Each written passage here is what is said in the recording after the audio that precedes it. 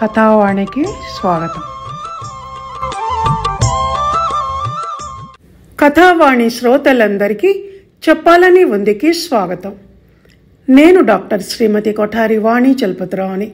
నేను రచించి నా స్వరంతో వినిపిస్తున్న ఈనాటి అద్భుతమైన టాపిక్ తత్వజ్ఞానం. ఇంత మంచి విషయాన్ని గురించి తెలుసుకోవటంలో కాలయాపన చేయకూడదు గనక వెంటనే టాపిక్లోకి ప్రవేశిస్తాను.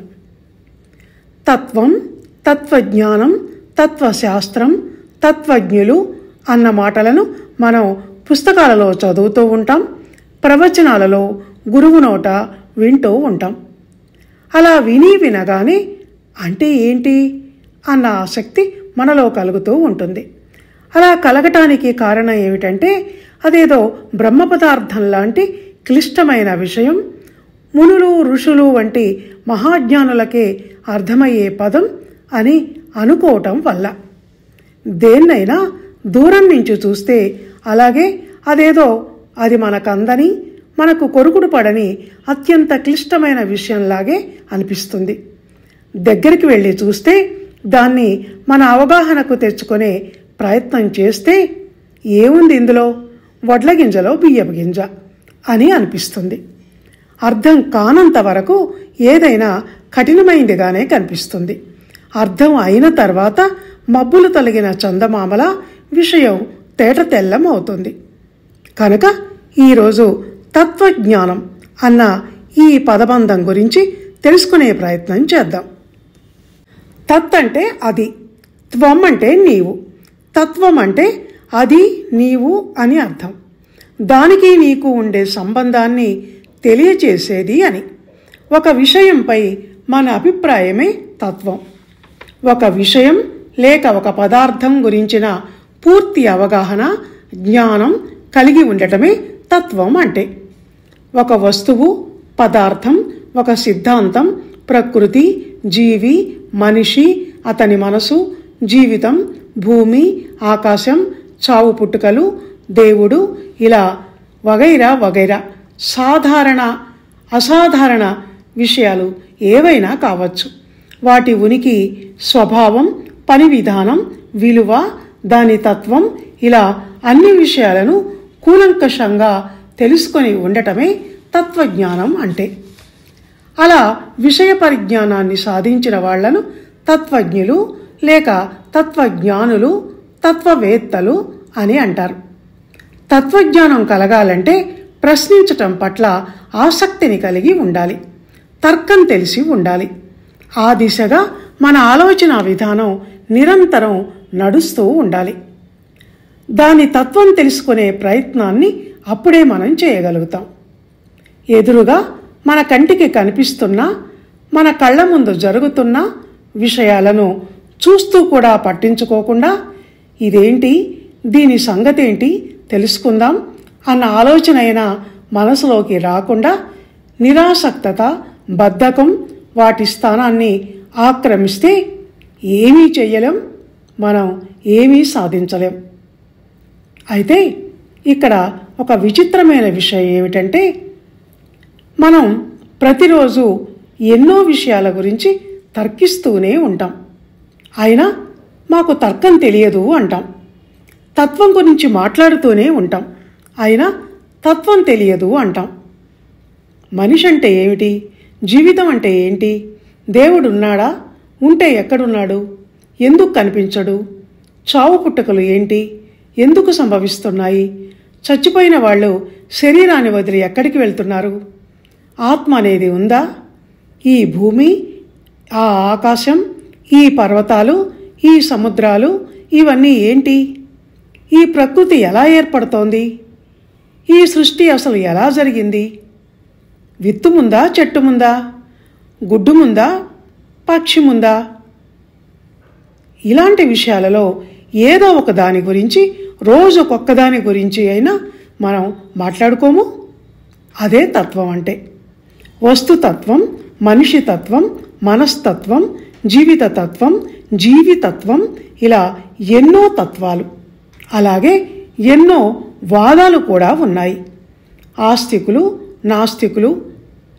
ఆస్తికులు అంటే దేవుడు ఉన్నాడు అనేవాళ్ళు, నాస్తికులు అంటే దేవుడు లేడు అనేవాళ్ళు. ఇలా వాదనలను అనుసరించే తత్వం ఏర్పడుతుంది. ఈ వాదన ఇందాక మనం అనుకున్న తర్కం నుంచి పుడుతుంది. తత్వజ్ఞానంలో అనేక వాదనలు ఉన్నాయి. భౌతికవాదం, భావవాదం, ఆధ్యాత్మికవాదం, నాస్తికవాదం, హేతువాదం, ఇలా ఈ వాదనలు ఎవరు నమ్మిన సిద్ధాంతాలను అవి వినిపిస్తాయి. ఈ తత్వవేత్తలందరూ ప్రపంచాన్ని పలు రకాలుగా వ్యాఖ్యానించారు. ఇజం అన్న మాటను మనం దాదాపు ప్రతిరోజు వాడుతుంటాం. హ్యూమనిజం, సోషలిజం, కమ్యూనిజం, ఫెమినిజం, ఇలా. ఇజం అంటే మరేమీ లేదు, అభిప్రాయం. ఎవరి అభిప్రాయం వారిది. అయితే వాదన చేయటానికి అది ఏ వాదన అయినా ఒక పద్ధతి అనేది ఉండాలి. దానిని తార్కిక పద్ధతి అంటారు. ఈ భూమి మీద జీవి ఎలా పుట్టింది అన్నదానికి భౌతికవాదులు చెప్పే సిద్ధాంతం పదార్థం నుంచే జీవ పదార్థం వస్తుంది అని.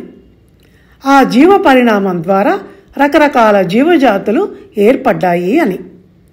ప్రపంచంలోని ప్రతిదీ పరస్పర సంబంధం కలిగి ఉంటుంది. మొక్కలు జంతువులపై ఆధారపడితే జంతువులు మొక్కలపై ఆధారపడి జీవిస్తాయి. ఇవి మార్గదర్శక సూత్రాలు. వీటిని అన్వయిస్తూ కొత్త విషయాలను కూడా రాబట్టవచ్చు.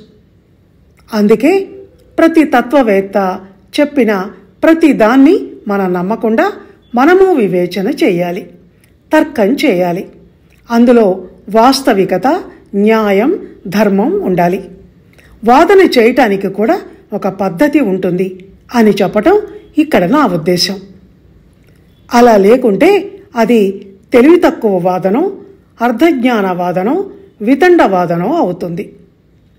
తత్వం తెలుసుకోవాలంటే తాత్విక పునాదిని ముందు తెలుసుకోవాలి. అయితే దేశాన్ని బట్టి, ప్రాంతాన్ని బట్టి కూడా తత్వం మారుతూ ఉంటుంది. ఏ దేశ తత్వం ఆ దేశానిదే. అలా మన భారతదేశానికి ఒక ప్రత్యేకమైన తత్వజ్ఞానం ఉంది. దీన్ని తత్వశాస్త్రం అని కూడా మనం అంటున్నాం. తత్వజ్ఞానమే తత్వశాస్త్రాల పుట్టుకకు కారణం. తత్వం విభిన్న సూత్రాలు, సిద్ధాంతాలు, పద్ధతులుగా రూపొందినప్పుడు తత్వశాస్త్రం అవుతుంది. మన దేశంలో ఎందరో మహామహానుభావులైన తత్వజ్ఞులు ఉన్నారు. మన దగ్గరున్నంత తత్వజ్ఞానం మరే దేశంలోనూ లేదు. ఇతిహాసమైన మహాభారతాన్ని సైతం తత్వజ్ఞులు తత్వశాస్త్రం అని అన్నారని నన్నయ్య స్వయంగా చెప్పాడు. ఇంతవరకు తత్వజ్ఞానం గురించిన మౌలికాంశాలను తెలుసుకున్నాం కదా. ఇప్పుడు మన భారతదేశంలో పుట్టి పెరిగి వారి జ్ఞానాన్ని విశ్వవ్యాప్తం చేసిన కొందరు ముఖ్యమైన తత్వవేత్తల గురించి క్లుప్తంగా తెలుసుకుందాం. ప్రాచీన కాలం నుంచి ఇప్పటి వరకు మన భారతదేశంలో ఎంతోమంది తత్వవేత్తలు వివిధ అంశాల మీద తత్వబోధనలు చేసిన వాళ్ళు అనేక మంది ఉన్నారు. అందరి పేర్లు చెప్పి వాళ్ళ సిద్ధాంతాలను ఉటంకించటం సాధ్యమయ్యే పని కాదు కనుక కొందరి పేర్లను మాత్రం చెప్తాను. ప్రాచీన భారతంలో భరతముని, వ్యాసుడు, చాణక్యుడు, కౌటిల్యుడు, పతంజలి, గౌతముడు వంటి ఎందరో తత్వవేత్తలు ఉన్నారు. ఆ తర్వాత రామకృష్ణ పరమహంస, వివేకానందుడు, అరవిందో, రామానుజ, రమణ మహర్షి, జిడ్డు కృష్ణమూర్తి. వీరు తత్వశాస్త్రంలో వివిధ రంగాలలో సుప్రసిద్ధులు. సాంఖ్య, యోగ, న్యాయ, మీమాంస, ఆధ్యాత్మిక, వేదాంత ఇలా ఎన్నో అంశాల మీద పరిశోధించి, తర్కించి, చర్చించుకొని తాత్విక సిద్ధాంతాలను రూపొందించారు. అలాగే రామాయణ మహాభారతాలు కూడా కేవలం మత గ్రంథాలు, ఇతిహాసాలు కాదు. అవి మన జీవితంలోని నైతిక సమస్యలను, సందిగ్ధతలను ప్రతిబింబిస్తాయి. వాటిలో ఎంతో తత్వజ్ఞానం ఉంది. అందుకు వ్యాస, వాల్మీకులు కూడా తత్వజ్ఞానుల కిందికే వస్తారు. అలాగే భగవద్గీత, ఇది జీవిత సారమంతా ఈమిడి ఉన్న ఒక పెద్ద తాత్విక గ్రంథం. ఇక కౌటిల్యుని అర్థశాస్త్రం ఒక రాజకీయ అంతర్దృష్టి గల తత్వశాస్త్రం. గాంధీజీ కూడా తత్వవేత్త అంటే అందులో ఆశ్చర్యపడాల్సిందేమీ లేదు. ఆయన రాజకీయ పోరాటం చేసినప్పటికీ రాజకీయ తత్వవేత్త మాత్రమే కాదు, సత్యాగ్రహం, అహింస, శాంతి వీటికి సంబంధించిన మానవ జీవితానికి, మానవత్వానికి, తద్వారా సామాజిక అభివృద్ధికి సంబంధించినవి గాంధీజీ తాత్విక సూక్తులు. ప్రాచీన తత్వవేత్తలలో మహిళలు కూడా ఉన్నారు. మైత్రేయి, లోపాముద్ర, ఘోష మొదలైన వారు ఇంకా చాలామంది ఉన్నారు. బుద్ధుడు, జునుడు కూడా తత్వవేత్తలే. వాళ్ళ సిద్ధాంతాలు ఆధారంగా బౌద్ధం, జైనం ఏర్పడ్డాయి.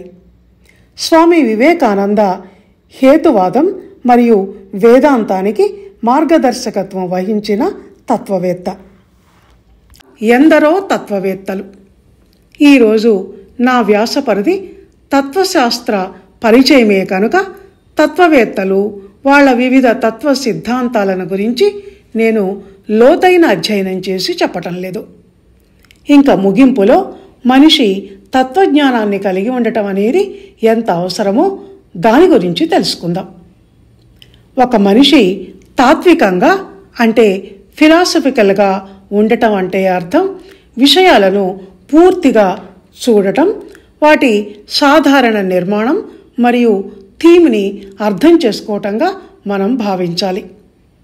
తాత్వికులు ఒక విషయం యొక్క ఉనికి, జ్ఞానం, విలువలు, కారణం, మనస్సు మరియు భాష గురించిన ప్రాథమిక ప్రశ్నలను తాత్విక విచారణతో పరిశీలిస్తారు. దీనివల్ల ఒక విషయం గురించి క్రిటికల్ థింకింగ్ అంటే విమర్శనాత్మక ఆలోచన అనేది మనిషిలో ఏర్పడి తర్కబద్ధంగా, హేతుబద్ధంగా ఆలోచించటం అనే మంచి లక్షణం అలవడుతుంది. విశ్లేషణాత్మక మనస్తత్వం అనేది పెంపొందుతుంది. తాత్విక విచారణ అనేది మనిషిలో స్పష్టతను, ఖచ్చితత్వాన్ని, లోతైన అవగాహనను కలిగిస్తాయి. దానివల్ల మేధోపరమైన ఉత్తేజం, మేధో సంపద ఏర్పడి అనేక సమస్యల గురించి సృజనాత్మకంగా, విస్తృతంగా ఆలోచించేలా మనిషిని ప్రేరేపిస్తుంది. తాత్వికత, మేధో వికాసం కలుగుతాయి. స్వీయ అవగాహన, విమర్శనాత్మక ఆలోచన నైపుణ్యం అభివృద్ధి అవుతాయి. తత్వవేత్తలు కావటానికి తత్వశాస్త్ర గ్రంథాలను చదవవలసిన అవసరం లేదు. తత్వం అంటే ఏమిటో తెలియకుండానే తత్వవేత్తలు కావచ్చు. నిజానికి మనం అందరం కూడా తత్వవేత్తలమే. తత్వవేత్త అంటే అసలైన అర్థం జ్ఞానాన్ని ఇష్టపడేవాడు అని. మనసును ఎప్పుడూ విశ్రాంతిగా ఉండనివ్వకుండా నిరంతరం ప్రశ్నలు, సమాధానాలు, తర్కం, హేతువాదంతో బిజీగా ఉంచేవాడు అని. మనస్సును ఎప్పుడూ చురుకుగా, జాగ్రత్తగా, తగినన్ని ఆలోచనలతో ఉంచేవాడు తత్వవేత్త.